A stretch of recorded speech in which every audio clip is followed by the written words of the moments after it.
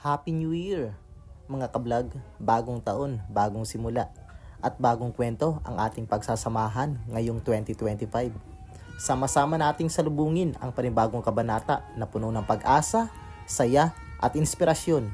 Tara, sabay-sabay nating balikan ang mga highlight ng nakaraang taon at tuklasin ang mga exciting na plano para sa hinaharap.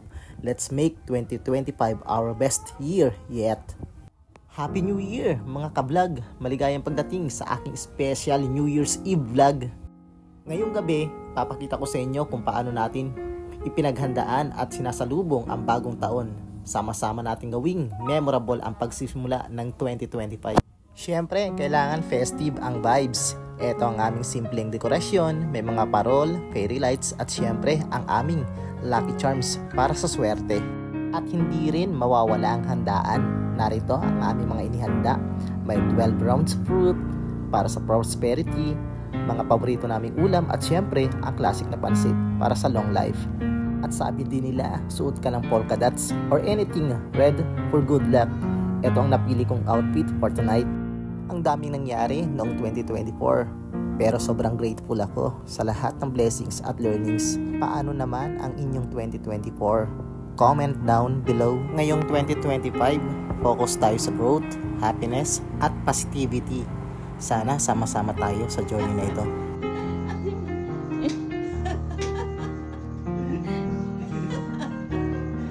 Yang ka lumambot dyan, magasayaw ka dyan.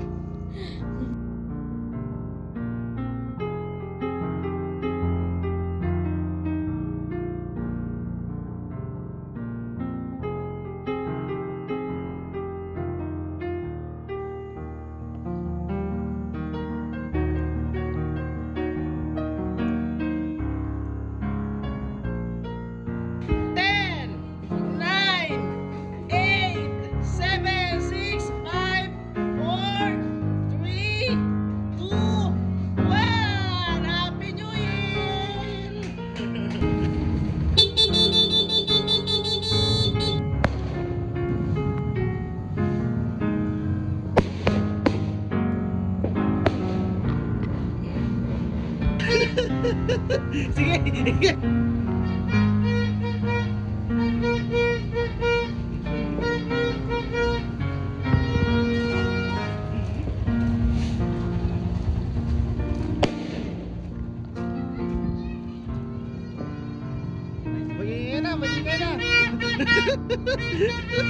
Maraming salamat sa pagsama sa akin ngayong special na vlog.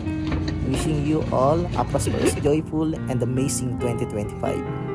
Huwag kalimutang mag-like, share, at subscribe. Comment din kayo ng New Year's resolution nyo. See you sa next vlog!